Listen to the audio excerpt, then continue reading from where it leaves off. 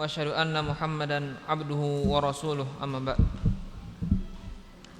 Alhamdulillah, segala puji bagi Allah Subhanahu wa taala yang masih memberikan kita kesempatan untuk hadir ke masjid untuk melaksanakan salat maghrib, kemudian menyempatkan diri untuk duduk mendengarkan kajian. Ini merupakan nikmat dari Allah Subhanahu wa taala yang Ia berikan kepada hamba-hambanya yang terpilih. Allah Subhanahu wa taala tidak memberikannya kepada semua hamba-hambanya, namun Allah berikan kesempatan ini untuk orang-orang terpilih saja.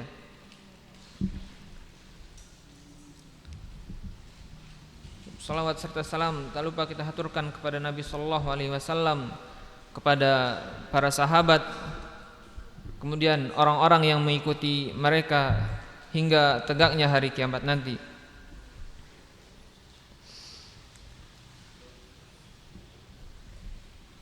Ma'asyiral muslimin rahimani wa rahimakumullah.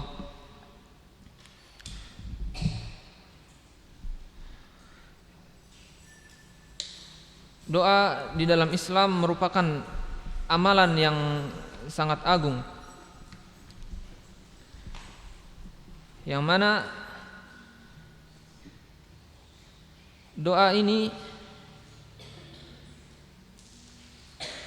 Allah syariatkan untuk hambanya hampir berada di setiap ibadah-ibadah. Seperti sholat, kita diperintahkan untuk berdoa. Seperti haji, ada juga kesempatan untuk berdoa, dan disyariatkan untuk berdoa. Bahkan Allah Subhanahu wa taala mengancam orang-orang yang tidak mau berdoa akan dimasukkan ke dalam neraka jahanam dalam keadaan hina. Allah Subhanahu wa taala berfirman, "Wa qala rabbukum ud'uni astajib lakum innal ladzina yastakbiruna an ibadati sayadkhuluna jahannama dakhirin." Dan berkata Tuhanmu, "Ud'uni, berdoalah kepadaku, astajib lakum, maka akan aku kabulkan. Wa man innal ladzina yastakbiruna an ibadati sayadkhuluna jahannama dakhirin." Dan orang-orang yang enggan untuk beribadah kepadaku, maka ia akan masuk ke dalam neraka jahanam dalam keadaan hina dina.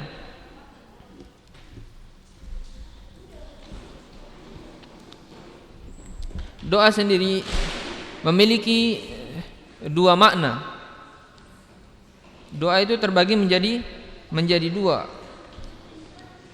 Ada namanya doa ibadah, ada juga doa masalah. Doa ibadah adalah semua amalan yang dilakukan karena Allah Subhanahu wa taala yang telah disyariatkan di dalam Islam, seperti sholat, puasa, dan amalan-amalan yang lainnya yang dilakukan karena mengharap pahala dari Allah Subhanahu wa taala. Itu semuanya dinamakan dengan doa ibadah. Dinamakan dengan doa ibadah karena dengan amalan tersebut seorang hamba meminta pahala, meminta rahmat Allah Subhanahu wa taala. Maka amalan-amalan tersebut dinamakan dengan doa. Dan doa masalah adalah doa yang biasa kita panjatkan ketika di antara azan dan iqamah, ketika kita meminta kepada Allah untuk menghilangkan mudarat-mudarat. Itulah yang dinamakan dengan doa masalah.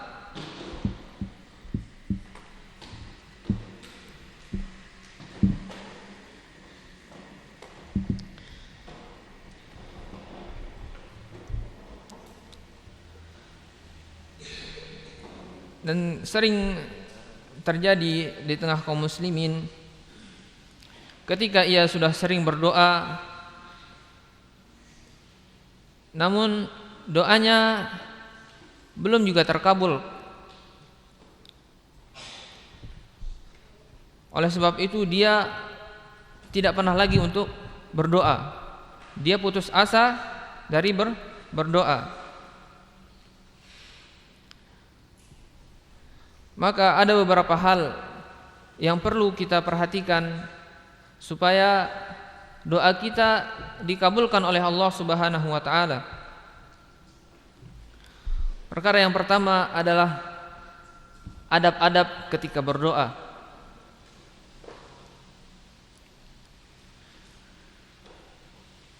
Sebagaimana kita meminta kepada sesama manusia, kita meminta dengan nada yang lembut, dengan sedikit merendah.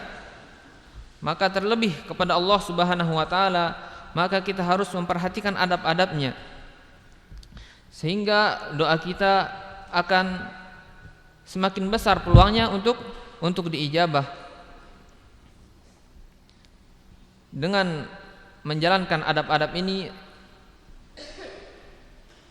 merupakan ikhtiar kita supaya doa-doa kita cepat terkabul. Di antara adab-adab yang perlu diperhatikan ketika berdoa adalah yang pertama, hendaknya ketika berdoa memulai dengan memuji Allah Subhanahu wa taala.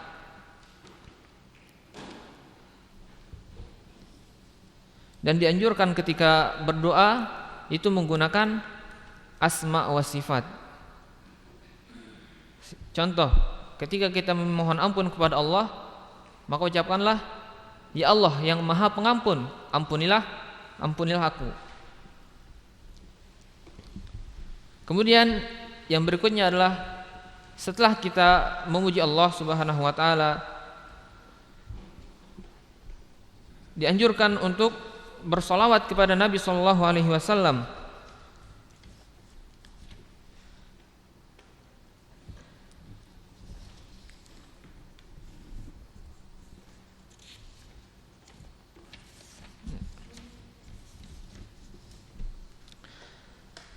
Dan disebutkan dalam hadis Nabi sallallahu alaihi wasallam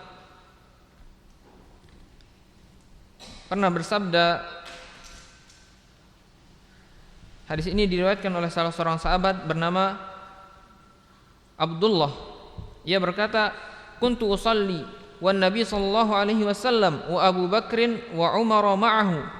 Falamma jalastu bada'tu bis-sana'i Allah summa as-salati 'ala an-nabi sallallahu alaihi wasallam.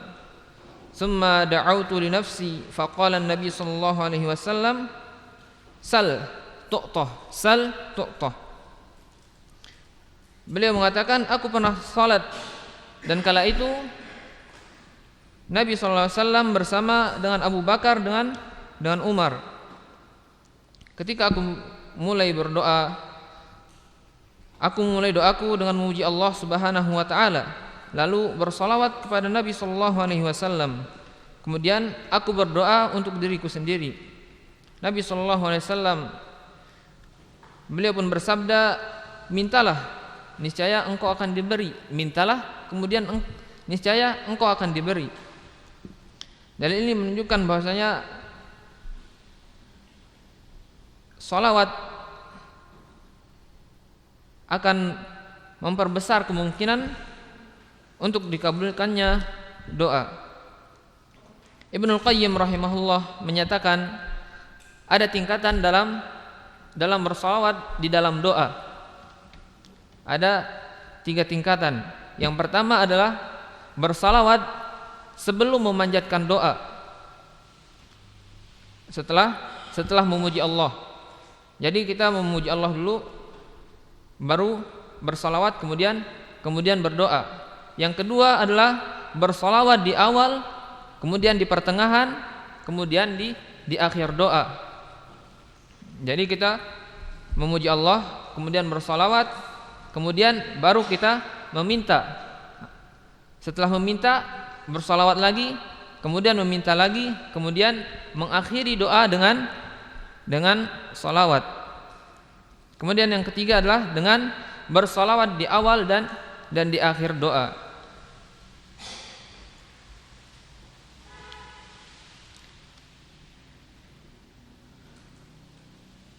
Mengenai perintah salawat saat memanjatkan doa ini disebutkan dalam hadis yang diriwayatkan oleh Fudalah bin Ubaid. Beliau berkata, sami'an Nabi sallallahu alaihi wasallam rajulan yad'u fi salatihi falam yusalli 'ala Nabi sallallahu alaihi wasallam. Nabi sallallahu alaihi wasallam pernah mendengar salah seorang laki-laki yang sedang berdoa di dalam salatnya dan dia tidak bersalawat kepada Nabi sallallahu alaihi wasallam. Faqala Nabi sallallahu alaihi wasallam, ajala hadza. Sungguhnya orang-orang ini tergesa-gesa. Tsumma da'ahu faqala lahu aw li ghairihi. Kemudian Nabi memanggil orang tersebut, kemudian berkata kepadanya, idza shalla ahadukum falyabda bitahmidillah wassana'i alaihi thumma liyusalli 'alan nabi sallallahu alaihi wasallam thumma liyad'u ba'du bima syaa.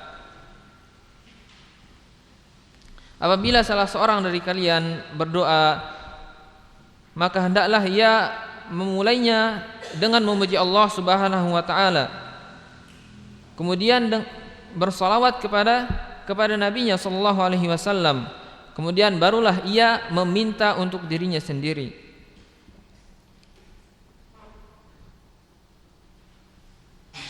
Dan Ibnul Qayyim juga mengatakan bahwasanya salawat di dalam doa kedudukannya sama seperti membaca Al-Fatihah di dalam salat.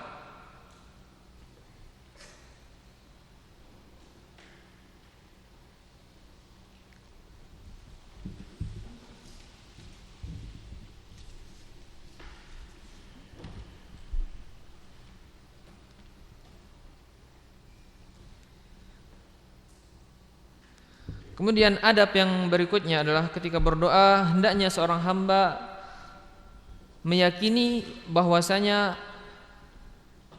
Allah Subhanahu wa taala akan mengabulkan doanya.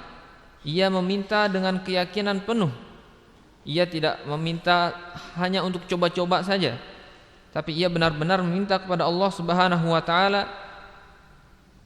Ia benar-benar menggantungkan hatinya sehingga ia tidak bergantung kepada selain Allah. Dengan begitu Allah Subhanahu wa taala akan mengabulkan doanya. Kemudian di antara adab yang lainnya adalah ketika berdoa janganlah berdoa dengan doa yang mengandung dosa atau mengandung unsur dosa serta pemutus silaturahim, sebagaimana disebutkan dalam hadis Nabi sallallahu alaihi wasallam, yustajabu li ahadikum ma lam yad'u bi ismin aw qita'ati rahimin. Setiap doa kalian akan dikabulkan oleh Allah Subhanahu wa taala selama doa tersebut tidak mengandung unsur dosa atau pemutus silaturahim.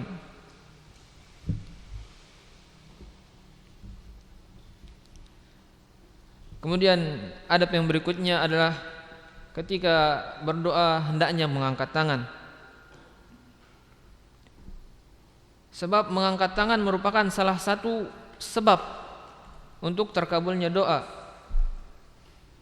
Sebagaimana yang dijelaskan di dalam hadis Nabi sallallahu alaihi wasallam, beliau bersabda, "Innallaha yastahyi idza rafa'al 'abdu yadahu an yuraddahuma sifran." Sesungguhnya Allah Subhanahu wa taala malu kepada hambanya ketika hambanya mengangkat kedua tangannya kemudian mengembalikannya tanpa mendapatkan hasil apapun.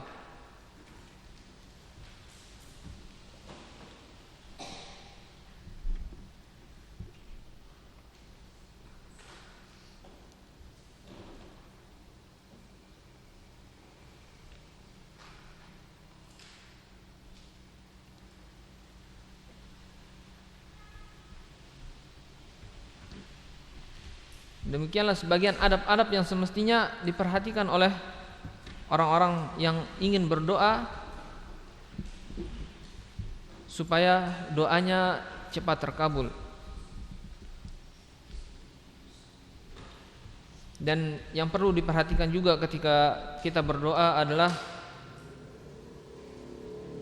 mengambil waktu-waktu yang mustajab, yang mana pada waktu-waktu tersebut Allah Azza wa Jalla janjikan akan mengabulkan doa-doa. Di antara waktu-waktu tersebut adalah seperti di antara azan dan iqamah, sebagaimana disebutkan dalam hadis Nabi, ad-du'a'u bainal adzani wal iqamah la yuraddu. Doa antara azan dan iqamah tidak akan tertolak. Kemudian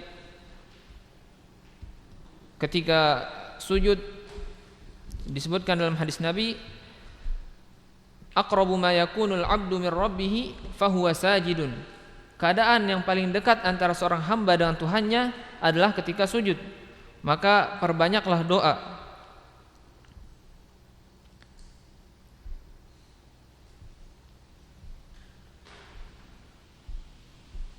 Dan ketika imam belum mengangkat kepalanya dari sujud, sedangkan antum sudah selesai dari membaca zikir-zikir, setelah zikir-zikir sujud, maka tambahkan dengan doa-doa seperti Rabbighfirli warhamni, Rabbighfirli wali walidayya. Doakan diri antum dan orang tua antum, karena itu merupakan kesempatan yang sangat bagus untuk berdoa. Kemudian di antara waktu yang mustajab adalah di akhir salat, yakni sebelum salam, setelah membaca doa tasyahud akhir. Di situ juga dianjurkan untuk berdoa.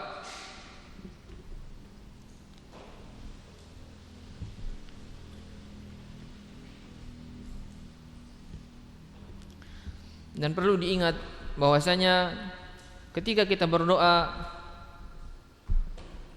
namun doa kita belum diijabah oleh Allah Subhanahu wa taala, bukan berarti Allah lupa atau Allah tidak tahu akan apa yang kita minta. Karena Allah Subhanahu wa taala Maha mendengar lagi Maha mengetahui.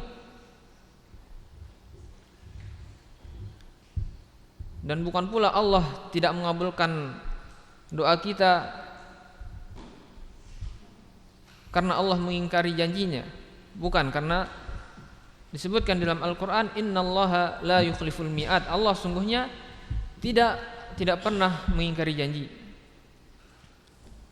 Maka hendaknya kita berhusnuzon kepada Allah Subhanahu wa taala. Ketika kita berdoa siang dan malam, namun doa kita tidak kunjung dikabulkan oleh Allah Subhanahu wa taala, bisa jadi Allah mengabulkannya dalam bentuk yang lain. Karena doa tidak semuanya dikabulkan seperti yang kita minta setelah kita memintanya. Namun doa itu dikabulkan dengan 3 hal. Yang pertama yaitu dengan kita diberikan apa yang kita minta persis pada waktu tersebut. Kemudian Allah juga mengabulkan doa kita dengan menyimpannya untuk membantu kita di akhirat nanti, di mana tidak ada lagi pertolongan, tidak ada lagi ibadah. Disitulah Allah Subhanahu wa taala mengabulkan doa kita dengan menjadikannya penyelamat untuk kita pada hari kiamat. Kemudian pengabulan yang terakhir adalah dengan Allah menjauhkan dari kita bahaya-bahaya.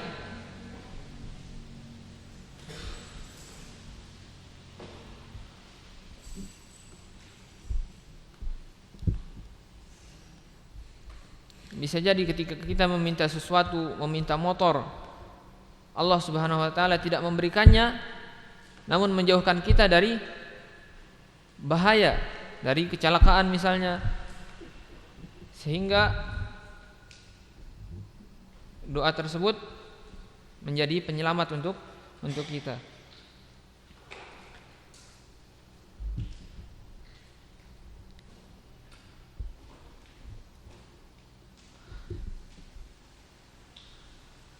Jadi untuk malam ini mungkin ini saja yang dapat disampaikan. Nakhtatim bidu'a kafaratul majlis. Subhanakallahumma wa bihamdika asyhadu an la ilaha illa anta astaghfiruka wa atubu ilaik.